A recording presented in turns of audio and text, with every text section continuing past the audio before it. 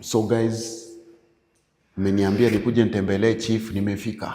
Nimefika kuna chief.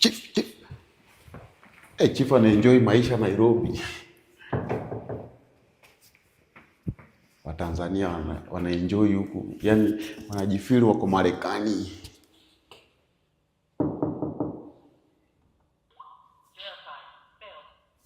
Verified failed.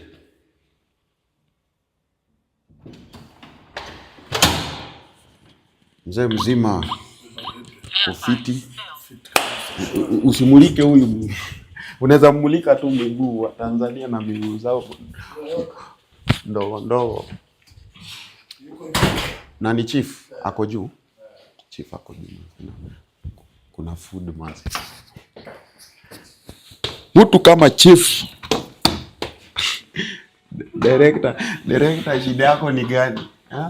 Mtu kama chief. Chief ametulia ashatiki. Chief ashatiki. Akili yangu ya kuzaliwa. Siamini katika ndoa. Lakini nikitumia akili ya kwamba natakiwa nioe ili niishi. Mtaoa kwa sababu ndo tumekaririshwa hivyo na wazazi wetu. Mfano, Bili wewe ni nani, Mkristo Muislamu? Muislamu. Wewe ujawa Muislamu kwa kuchagua. Umekuwa Muislamu kwa kuzaliwa. Lakini hatuna machaguo. Mfano hata mimi ni Mkristo kwa sababu mzazi wangu ameleta duniani akiwa yeye ni Mkristo. Sijui yeye alichagua au alichaguliwa. Sio? Lakini sisi ni watu ambao tumezaliwa tumeklemishwa hivyo kama watakiwa uoe.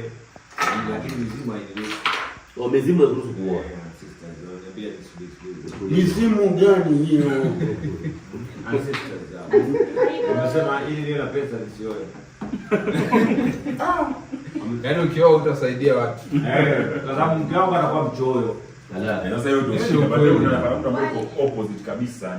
Mimi nimesafiri, nimekuja hapa Kenya. Mke wangu labda ndo mjenga yuko pale Dar.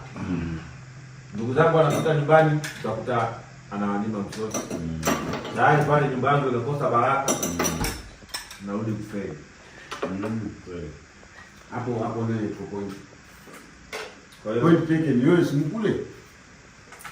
Bili mbona hapa? Kuleni mami. Zote kama kula sana. Ndio tuwasha kula. Yaani hiyo sasa tuweke tu for the purpose of camera. Hii ni extra hii. Kuleni. Bili kula. Yaani tumbili anaona anakula peke yake. Bili anapostiki saa 9. Bili anapostiki saa 9 usiku. For the weekend. Ndio ameamka. Sasa jana ndo nikamwambia wewe Bili unafaa lala. Anaambia lala. Unaona hiyo masomo. Ngambia bwana nalalaje itakuwaje bilionea nikilala? Sasa hiyo saa 9 chief ako macho. Unajua mimi call yangu na chief ni saa 9 saa 10. Chief ako macho sasa hivi. Na anakwambia ulale. Mimi sasa ndalalaje sasa hivi ndio nimekaa town. Wewe pia ndio. Unasema unaenda kutiki kesho. Huyu ndio mwingine analangi.